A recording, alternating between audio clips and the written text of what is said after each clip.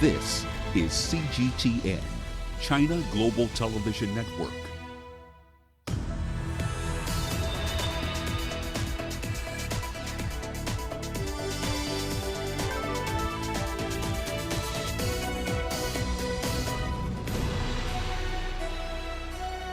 Hello there and welcome to Global Business Africa. We'll be giving you insight into Africa's business and financial markets. I'm Uche Okoronkwo coming to you from Kenya's capital, Nairobi. Let's start with a look at the markets. Now, emerging market assets regained their footing today as the decline in the new coronavirus cases offered some relief to markets. MSCI's index of emerging market stocks gained 0.5% on the day. That's after posting its worst fall this month on Tuesday. South Africa's JSE was led higher by miners. That, of course, is as the higher prices of some commodities as well as continued investor optimism on the coronavirus supported those mining stocks today. In Kenya, the NSE 20 slipped over 1%. Some of the major losers today include struggling national airline Kenya Airways and, of course, media house Nation Media Group. Now, also coming up on today's show.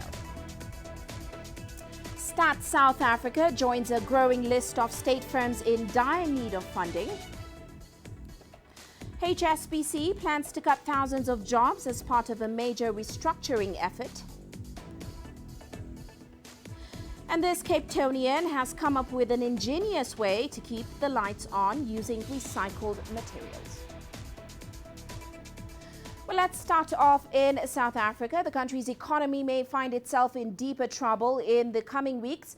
That's if its statistical department doesn't get a cash injection soon. Now, Statistics SA has been in need of funding for a few years now. That's after its budget was cut due to the government's financial constraints. Here's CGTN's Sumitra Naidu with more. Statistics South Africa is a globally recognized center of excellence for producing official statistics. Over the years, it's improved data collection and analysis and taken on new statistical reporting. But funding has been reducing. This year, I think we were first promised 50 million, then it became 46, then it became 45. And they've said you're going to get 45 million in April on condition that you further cut your staff. And we're saying, come on, this is the exact opposite. We need to increase our staff, not cut them. We're sitting on a 20% vacancy rate, which means that people are being stretched to do far more work than they should. So we're trying to wave the red flag now rather than wait for something to go terribly wrong. The situation is so dire that the entire Statistics Council wants to resign, arguing that they simply can't do their jobs credibly anymore. We will resign, the entire council. If we resign, my Statistician General is unable to release official statistics. And we're obliged immediately to inform the IMF. For example, we're a reporting agency for the IMF. We'll have to report to UN Stats, to Africa Stats and so on. If there's no council to endorse the release by the Statistician General of all official statistics, then frankly there are no official statistics.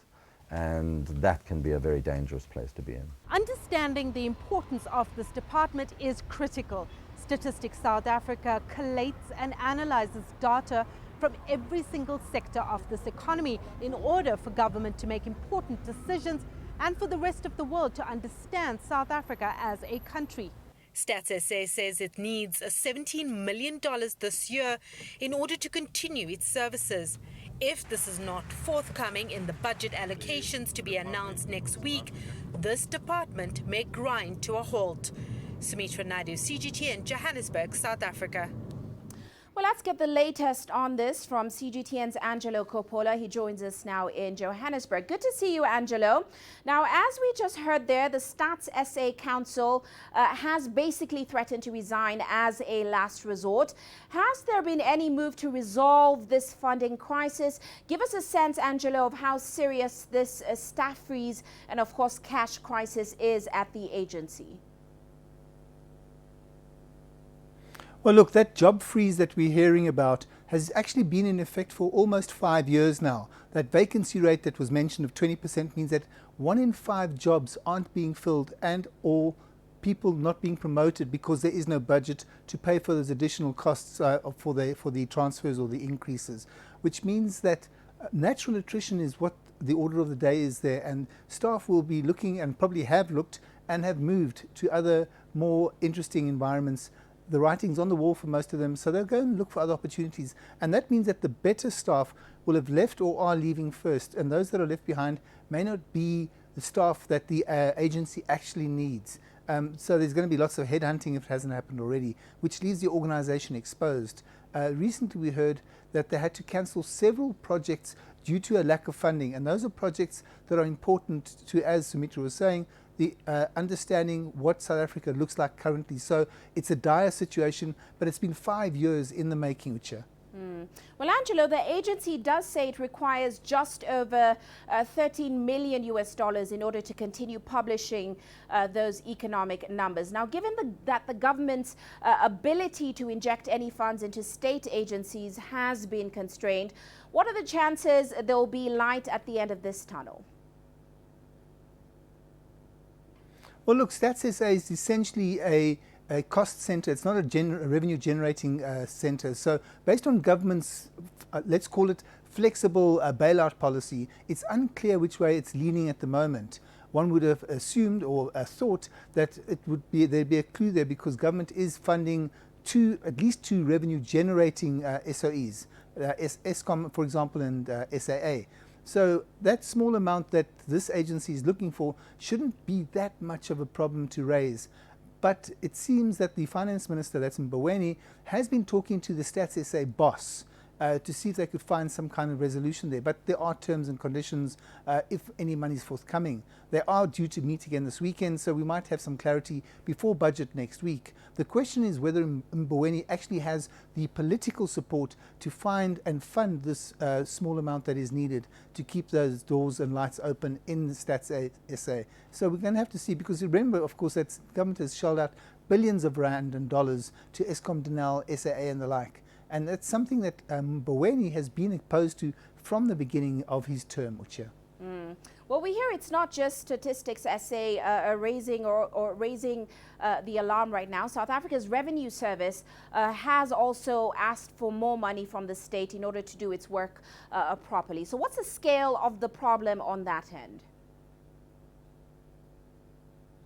Well, look, Uche, at the moment we're not too sure about what's exactly going on at SARS, because they're playing their cards quite close to the chest. The problem there seems to be that the tax collector's office is understaffed. You'll recall that Pravin Gordhan, who was then the SARS commissioner, was able to get funding from government because that fiscal deficit that we're suffering under now was a lot more manageable then. And he employed the best people that money could buy and made SARS the envy of most tax revenue collection agencies in the world.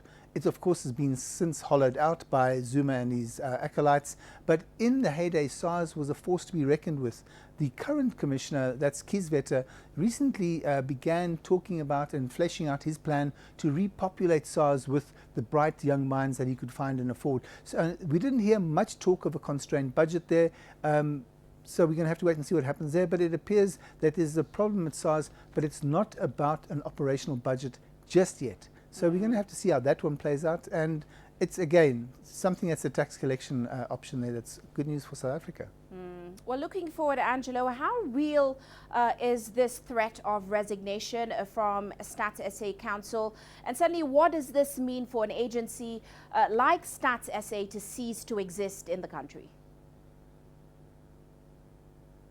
Well, look, the resignation is a threat, and it's a valid threat that's being made, because the council obviously wants to see some action. But there's a more pressing concern, some are saying. The council has said that if it doesn't get that funding it needs for innovation, retraining, and finding the right and properly skilled staff, as well as to be able to keep those samples at the right sizes to make sure that the data is actually valid, then it may be forced to pull its endorsement of the data. And that's the key issue here, because Stats SA relies on credibility. It relies on this independent council to verify the facts and endorse them. And that could be the death blow to the agency. And that's something that Mboweni, Treasury and the country can ill afford. Everett, in fact, did suggest that their work affects all manner of organizations in the country. And perhaps the most worrying, for some at least, would be that the ratings agencies who rely on that kind of data and rely on trustworthy data that they need that information. And also, of course, many businesses and potential investors also tap into that data to inform their decisions when they're looking for places to invest. So it could be a disaster for the country in an economy that's growing at less than 0.7% for the year. So it's not good news for South Africa, for Stats SA, and for investors looking for places to invest. Uche? Well, Angelo, will certainly be watching if there's resolution at the upcoming budget meeting. Many thanks for your insights as always. That's Angelo Coppola joining us there in Johannesburg. Well, let's stay in South Africa. The government will have to galvanize all sectors in a bold effort to turn around the country's economic fortunes. That's according to President Cyril Ramaphosa. He made those comments while addressing business and financial institution leaders in Cape Town. Now, South Africa's economy has been slow moving for a while now, and the pace of economic growth is hampering the rate of job creation. CGTN's Yolisa Njamela has more on that. This meeting comes just a mere few days after the State of the Nation address, where the president outlined that infrastructure development is at the center of government's inclusive growth and job creation agenda. Chief executive officers of commercial banks, leaders of multilateral development finance institutions, infrastructure industry representatives, and other business leaders met with President Cyril Ramaphosa. It's an unprecedented gathering. These development financiers are responding to the president's call, a call for them to partner with the government in investing in public infrastructure, which he believes is key to igniting South Africa's sluggish economic growth. This meeting in itself is an extraordinary meeting in that it is the first time that government, financiers, including multilateral development institutions and development finance institutions, as well as organized business and infrastructure-focused entities and players have all come under one roof to discuss public sector infrastructure in what I would say in a more meaningful way. The government's purse has been hard-pressed even further by bailouts to state-owned entities such as electricity utility Eskom and the national airline, the South African Airways. The story of failing power plants is well documented, causing great harm to the economy and raising the country's risk profile. The hemorrhaging of technical engineering and financial skills in the public sector has contributed significantly to the bleak state of public infrastructure. To address these issues and more, the president says his government will be rolling out a number of measures to improve infrastructure development in the country. Infrastructure in itself plays a significant role in the country's economic welfare. The provision of superior quality infrastructure allows an economy to be more efficient. It has the effect of improving productivity as well as raising long-term growth, and it has a very positive impact on raising living standards of people as well. Ramaphosa says he has instructed the Investment and Infrastructure Office in the presidency to convene a sustainable infrastructure development symposium. The symposium will aim to produce projects that are of national significance and will help grow an inclusive economy. Yolisa Njamela for CGTN in Cape Town, South Africa.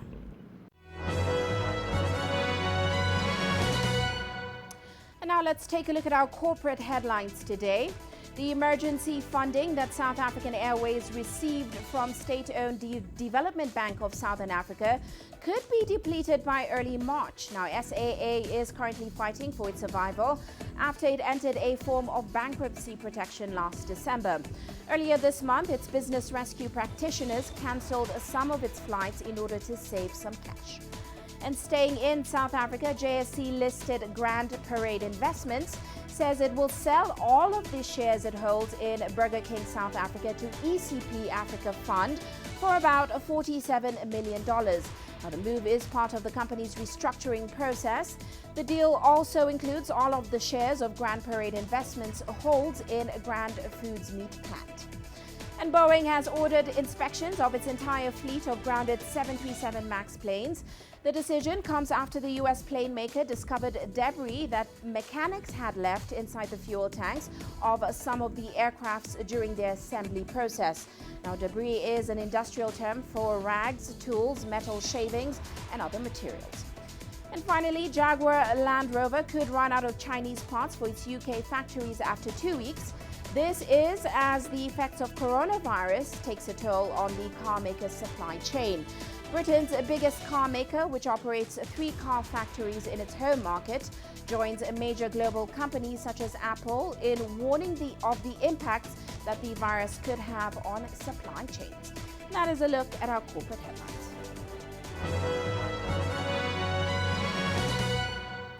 Well, we are heading into a short break now, but still to come on the show.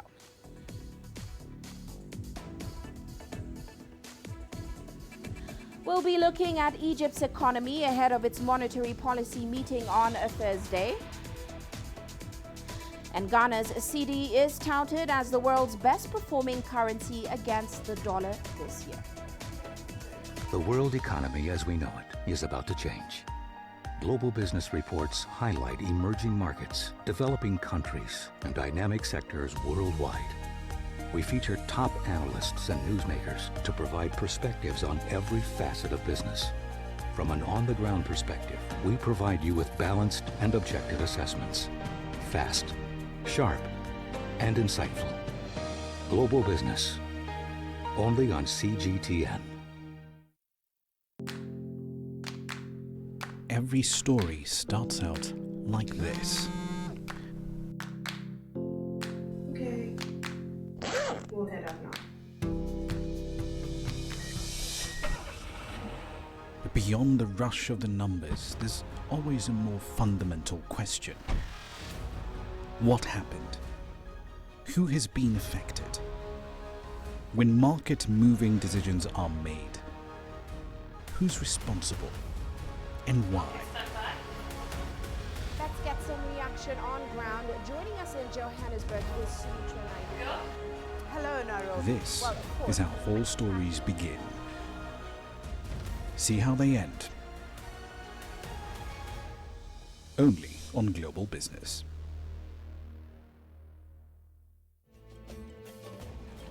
There's more to this place than just glorious landscapes. There's more to it than just, say, Table Mountain or glorious, endless salt flats. There's more to it than countries that are home to some of the deepest mines in the world. There is so much more to this place, even if it is home to some of the finest diamonds on the planet. It is the sheer diversity of the people who call Southern Africa home and the relentless drive to make it a better place that make it so special. And we know that because this too is home.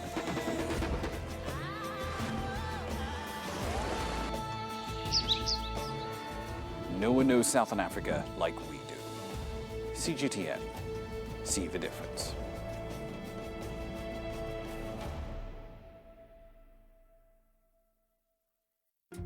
Africa is the nexus of enterprise, and Global Business will tell you why it matters. From the mega investment projects to multi-billion-dollar mergers and acquisitions. Africa today collects, just in terms of revenues from taxes alone, $545 billion a year. If you take 10% of that and you devote it to the energy sector, problem solved. All this on Global Business, weekdays at this time on CGTN.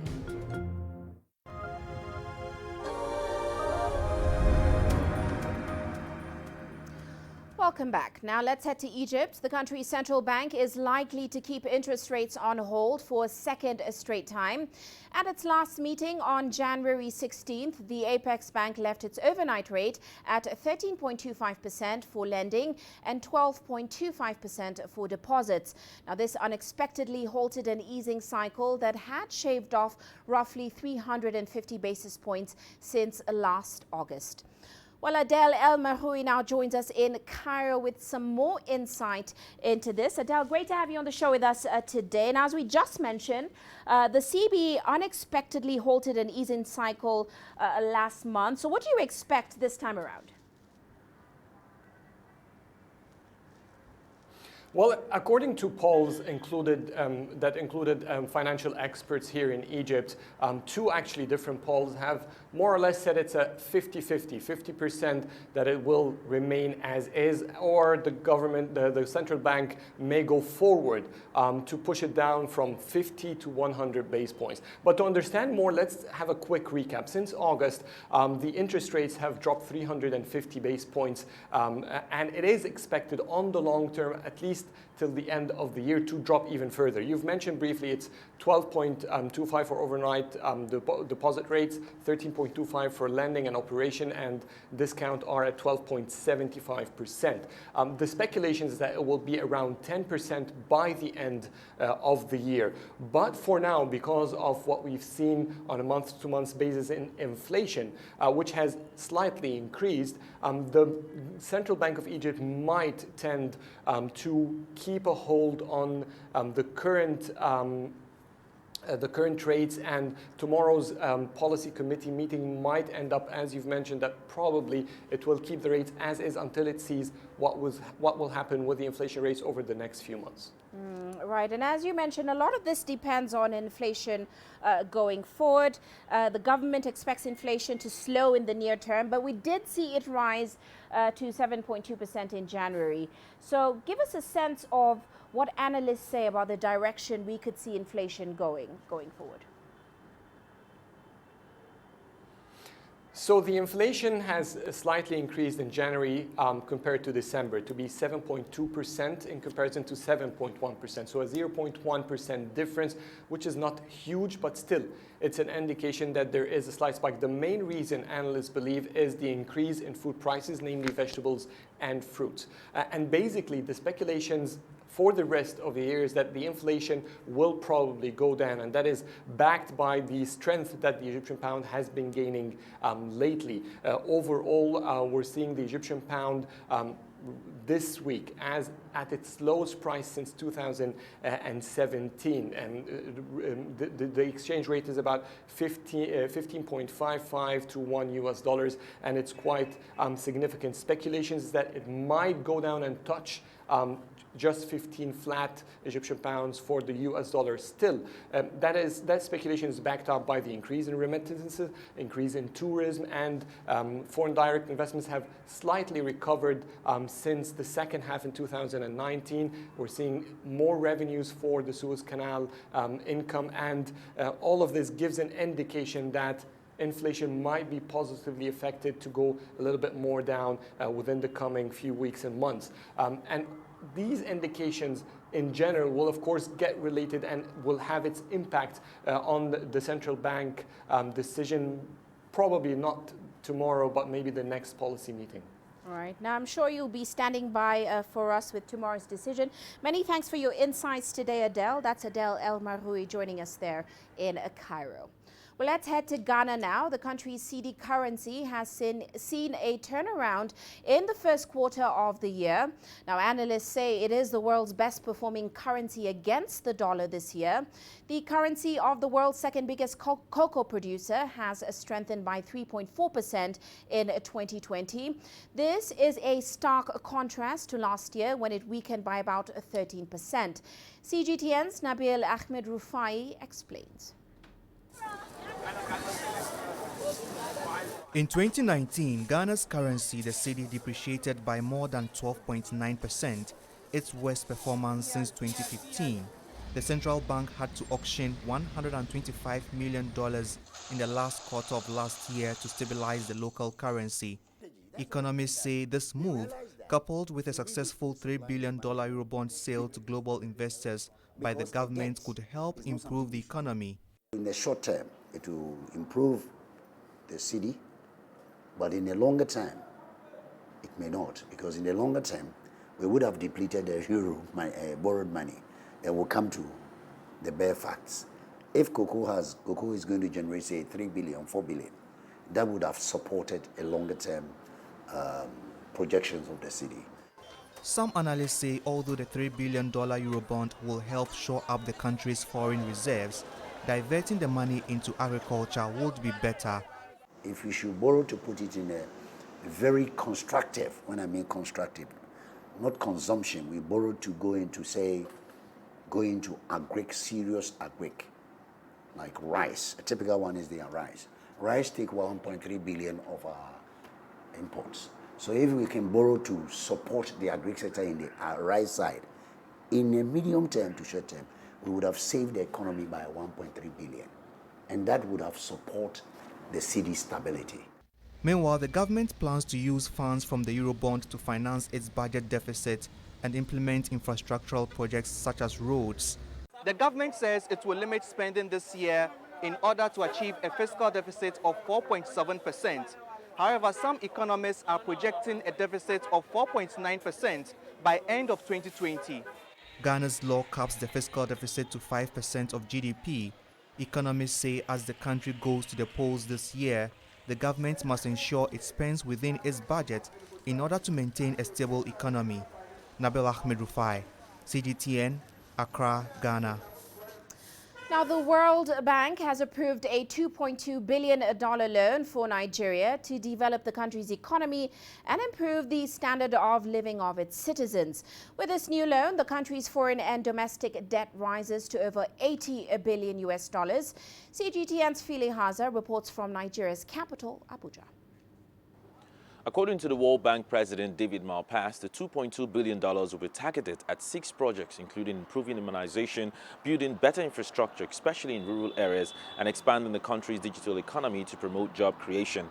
At the headquarters of the World Bank in Washington, D.C., Mr. Malpass said Nigeria is central to the World Bank's group mission of tackling extreme poverty, even as the country works to lift 100 million citizens out of poverty. The money is expected to come from the International Development Association, the French Development Agency, and the European Investment Bank. This additional loan brings Nigeria's total debt to over $80 billion, with foreign debt at $25.6 billion and domestic debt at $55.6 billion.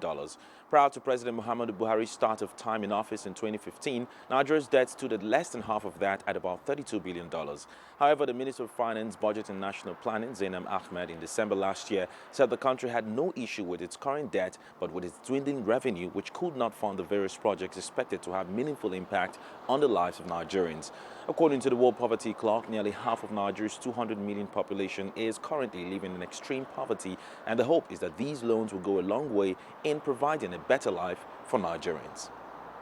Phil Ihaza, CGTN, Abuja.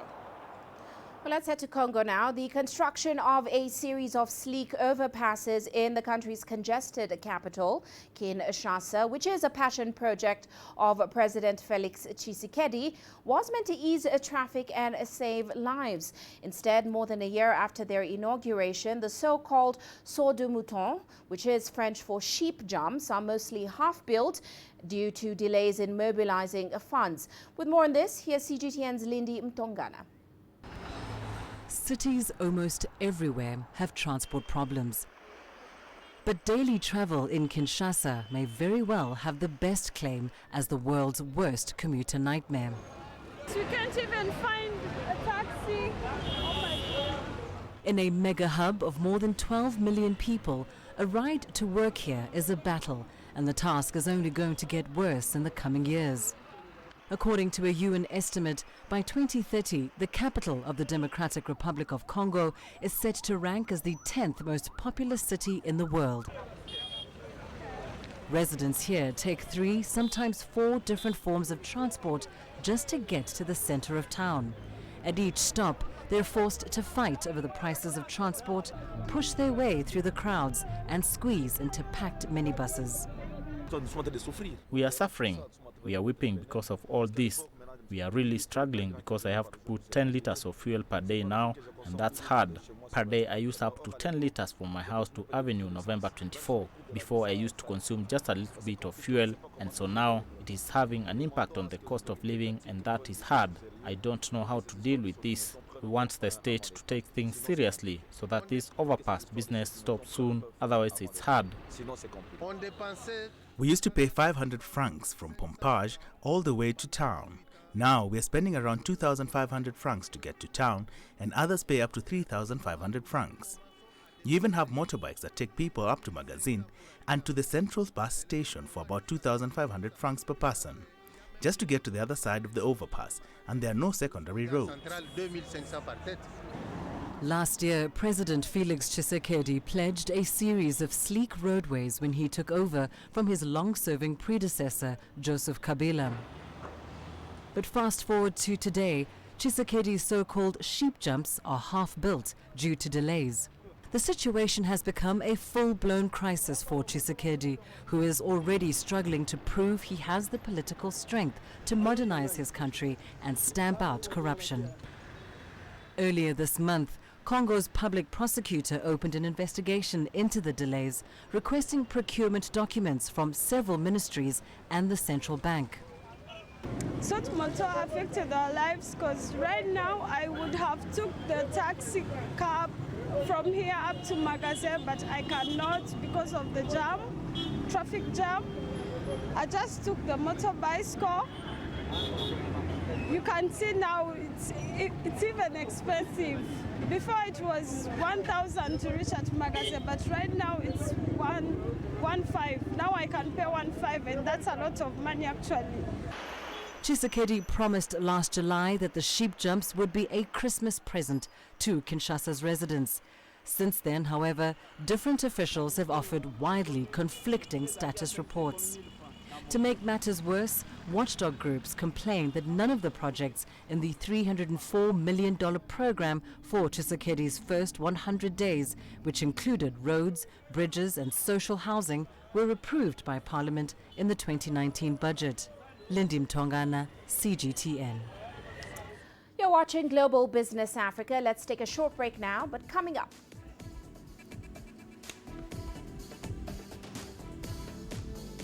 HSBC plans to cut thousands of jobs as part of a major restructuring effort. And business operations are slowly but surely returning to normalcy amid the coronavirus outbreak in China.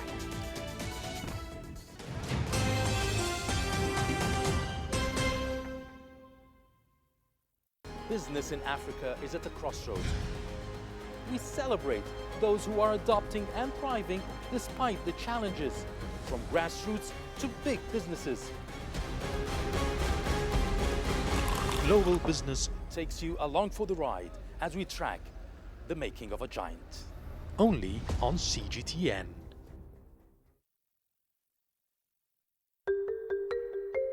How will your world change today?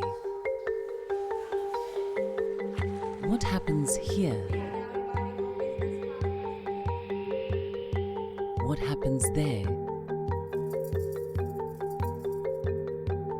Or what do you make happen for yourself?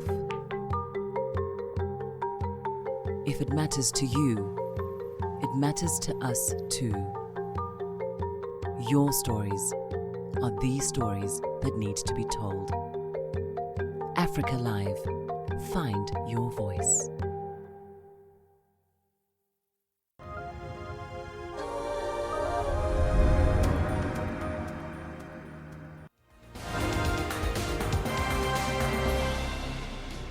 Just about 1:30, let's recap today's top headlines. The total number of confirmed cases of coronavirus in China has passed 72,000. The death toll stands at over 1,800, while over 13,000 have recovered so far. Now, the daily number of new confirmed cases in the country has fallen to less than 2,000 for the first time since the start of the outbreak.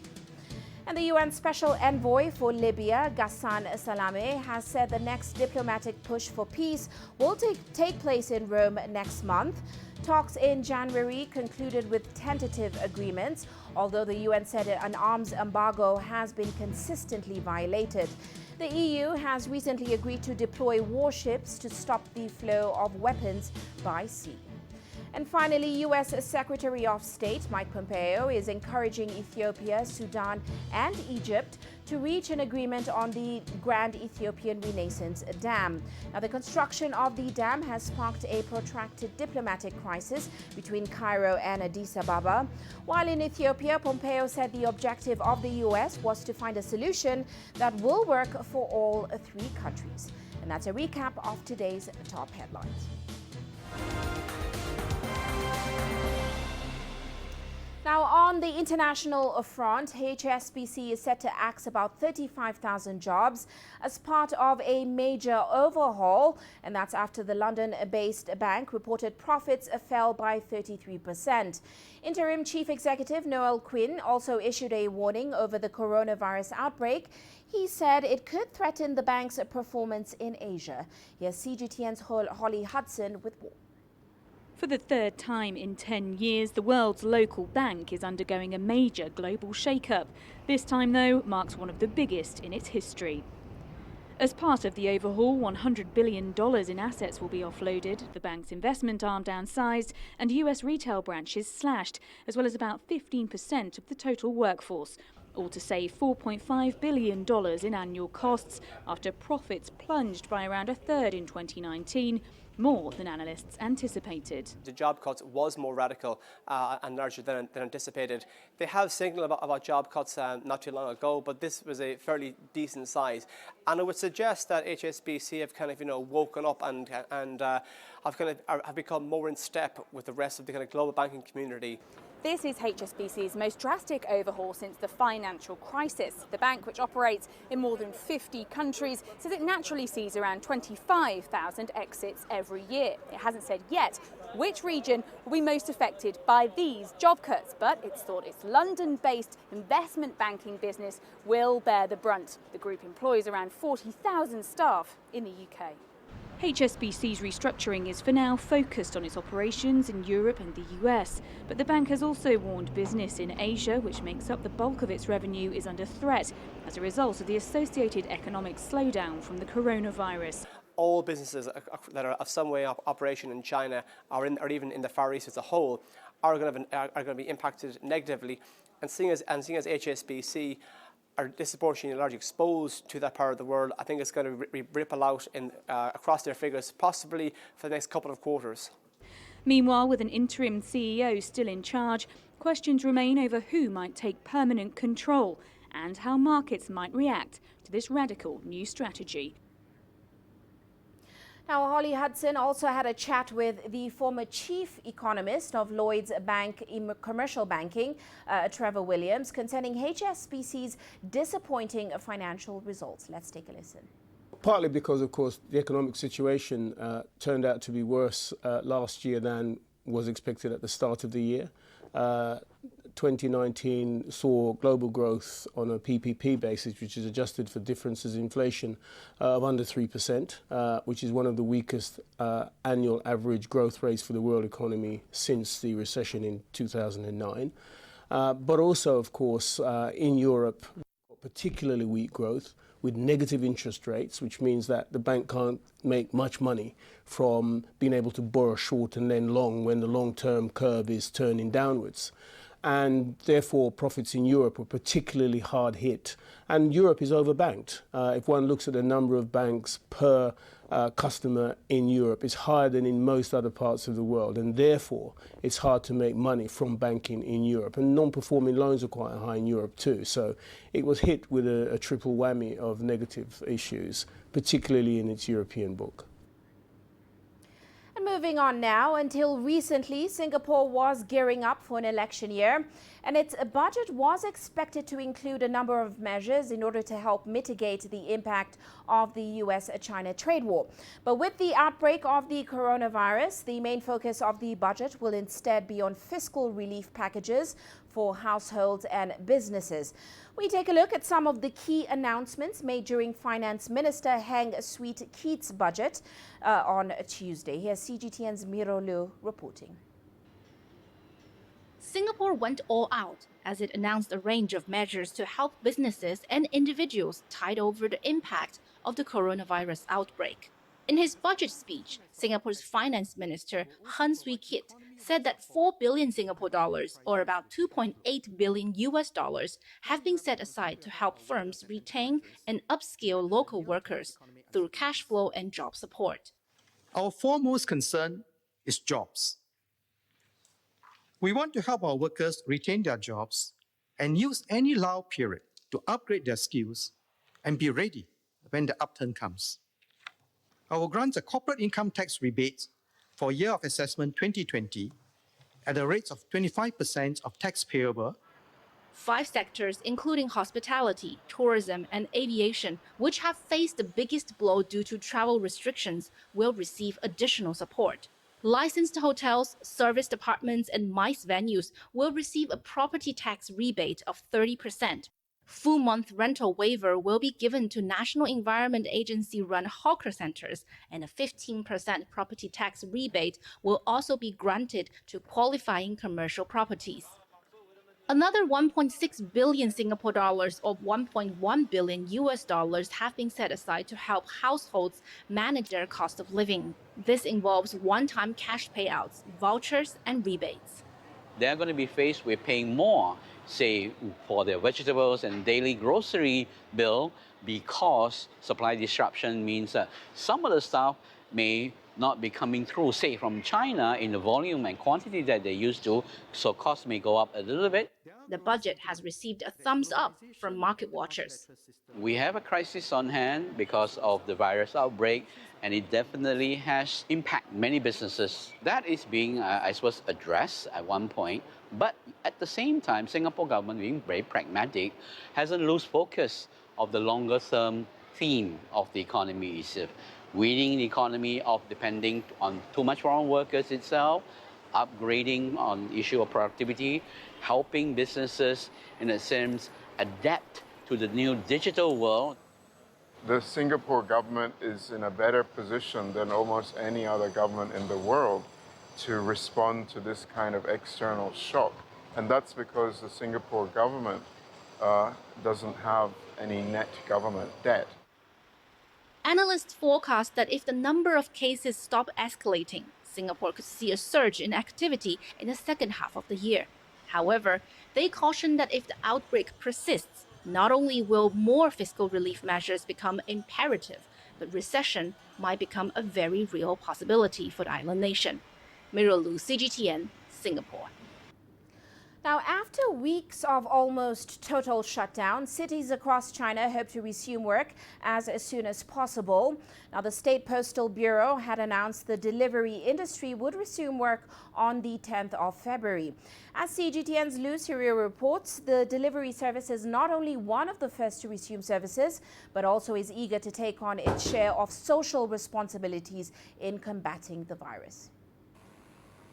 8 in the morning. A new day is unveiled by the buzz from a sterilization machine. This is a distribution site in Beijing of ZTO, one of China's biggest delivery companies. Scooters, baskets, or newly arrived packages, nothing will be exempted from disinfection. Ho Yongmeng worked as a delivery boy for the past 2 years.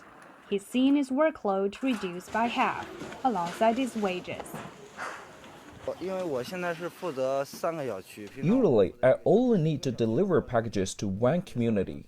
Now, I have to send to 3. Today, I'd have to deliver around 200 packages. Like his colleagues, Ho feels obliged to resume work as quickly as possible. In ZTO, 70% of its delivery staff are back at work. The resumption of delivery service matters not only in the economic sense. As the virus continues, it means we have to shoulder greater social responsibilities. The reason why many of us are able to stay at home is because the delivery staff are able to do their jobs. Even though the majority of them are back at work, it doesn't translate to the recovery of the industry. Delivery personnel find it difficult to deliver packages due to road closures and traffic controls across regions imposed as a result of the virus. There are also fewer packages to deliver due to the decline of online shopping. As compared to the same period in previous years, we now have only 1/3 of our business. That's mainly because the online retailers have not resumed work. There's also a sense of distrust among our customers on how we work. So ZTO is now working out a set of safe delivery procedures. We want to cultivate a feeling of trust.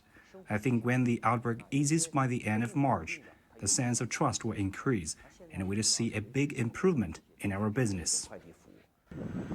For now, the delivery staffs are not allowed to enter most communities in Beijing. For Ho, it means endless phone calls to customers to get them to pick up their packages, and more time spent waiting at the gates. State Post Bureau planned that the country's delivery industry should be restored to over 40% of its normal capacity in mid-February. In addition, postal management will coordinate with relevant development to solve problems during the epidemic, such as the permits for vehicles to pass through, couriers going into residents' communities for delivery, and the use of smart delivery lockers. Lu Sirui, CGTN, Beijing. Well, let's shift focus now to the auto industry. Chinese auto firms are also expanding their presence in North America by setting up joint ventures in Mexico. Alistair Baverstock has more on that story. Mexico's auto industry is one of the country's primary economic sectors, producing more than 4 million finished vehicles every year, more than 80% of which are exported to international markets. Mexico attracted more than $32 billion in foreign direct investment in the country's automotive manufacturing industry between 2014 and 2018. According to Mexico's ambassador to China, 2020 is likely to see more from East Asia as Chinese auto firms increase their presence in the country. That ambassador, José Luis Bernal, recently stated that 3 Chinese automakers, Changan, BYD and JAC, are taking concrete steps to either begin or increase production in Mexico. JAC, indeed, has been producing cars here since 2017, specifically for the Mexican market. Elias Mastri, the CEO of Giant Motors, which manufactures the Chinese brand vehicles in Mexico, says the joint Chinese-Mexican business venture has been a success. In the past 2 years, our growth has been pleasantly surprising, thanks to the acceptance of the Mexican consumer to our brand. And last year, JAC was the fastest growing car brand in Mexico, even if from a smaller base, with growth which was more than 63%.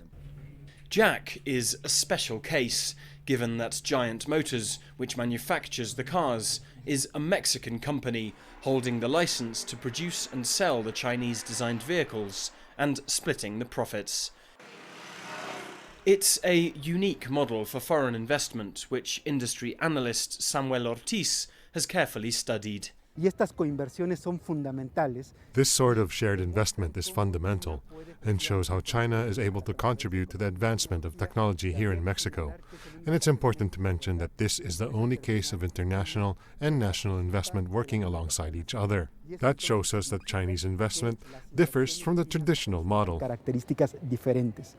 And with the new US-Mexico-Canada trade deal expected to take effect in the coming months, some see the potential for even greater Chinese investment in the sector as a whole. There's a new window of opportunity for China to see Mexico as an investment opportunity, for Chinese to invest alongside and into Mexican companies, so that they can export cars from the country that fit the new rules set by the new North American Free Trade Deal. As Mexico seeks to attract investment in its auto industry, it may be the Chinese model of joint cooperation with established national firms that the country will want to encourage. Alistair Baverstock, CGTN, Mexico City. Moving on now, here's a quick look at commodity prices today. We saw gold prices climbing towards a 7-year peak. That's as concerns over the coronavirus epidemic boosted safe haven interest today. Investors, of course, are still concerned that the recovery of economic activity might take a little bit longer in China. Meanwhile, oil prices gaining over 1% today, with Brent rising for a 7th straight day. That's amid broad optimism as, of course, new coronavirus cases fell, as well as concerns over supply after a U.S. move to cut more Venezuelan crude from the market. Well, let's head into a quick break now, still coming up.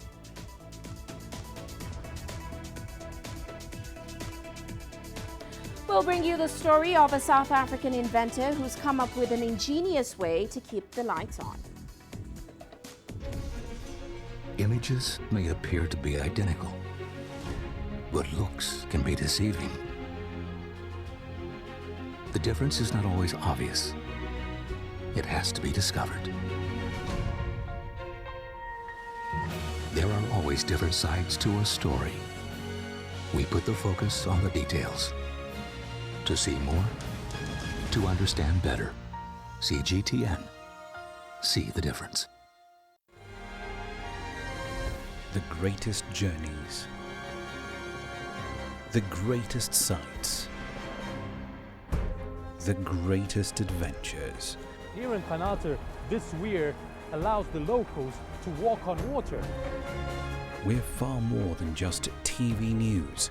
We're your passport to the wonders of Africa. To bring you stories of struggle, survival and hope.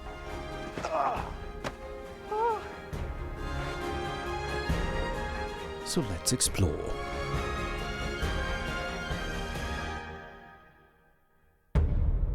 CGTN. See the difference.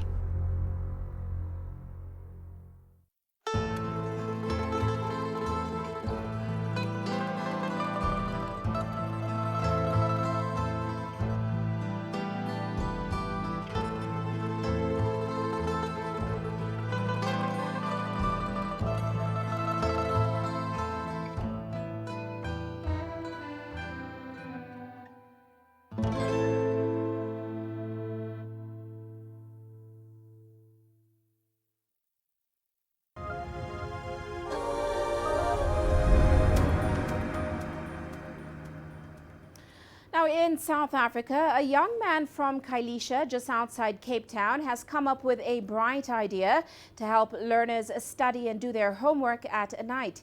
He uses 2-liter plastic bottles, electric wires and offcuts from fabrics in order to make these lamps. CGTN's Yulisa Njamela has the story on Grassroots tonight. When Siphamandla Ncheula was studying for matric, his family used to chastise him, telling him that the bright ceiling lights are disturbing them. While they fully supported Siphamandla's determination to study, they basically couldn't sleep. Siphamandla decided to make these lamps because the layout of his home is such that whenever he put the lights on, everybody had to contend with the bright lights. And he thought that's not fair and made a plan. Or suffer from not studying adequately. It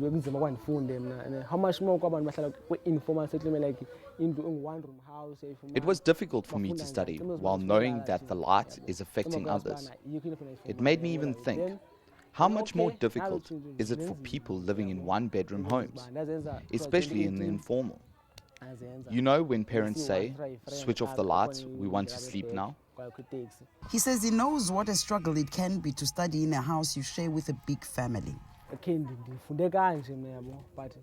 I struggle to study at home at night, but I thought if I can make a plan, other pupils won't suffer like me.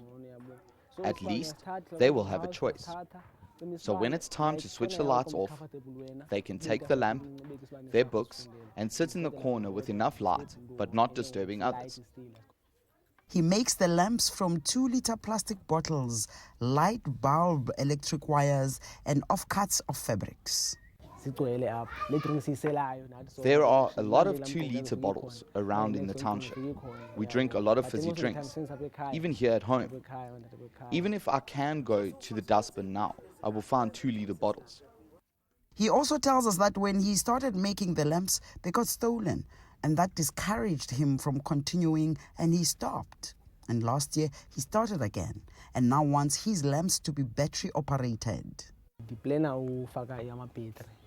I'm now planning to change the way the lamps operate. I want to use batteries instead of electricity. I think by June, I would have managed to do that. I've already done a lot of research about this. I feel so proud to see a young man from our area using his hands to find a solution to a challenge that he has. I'm really so proud. Spamandla, who is unemployed and living with his aunt and uncle, dreams of starting his own small business selling his lamps. Yulison Jamila for CGTN in Khayelitsha, Cape Town, South Africa. Now, South African businessman Andile Khumalo is an inspiration to many up-and-coming as well as established entrepreneurs in South Africa. But how did he get his start and what keeps him effective as a business person? Well, CGTN's Angelo Coppola caught up with Khumalo. Let's take a listen. Now, you're a successful entrepreneur. What sectors are you involved in and why did you get involved in them? The sectors I'm invested in are media, technology, financial services, and also I'm quite a venture capitalist at times. So why am I invested in those sectors? It's the sectors that I understand. It's the sectors that I have grown up in. I started out as an investment banker. I went into a media business, but in that media business we also had marketing and communications with clients. And also I love entrepreneurship. I love small businesses. I love what entrepreneurs can create, and that's why I'm at a fortunate stage in my life where I can support really great entrepreneurs with really great ideas. How do you identify those investments that work and also stand a better than average chance of actually succeeding?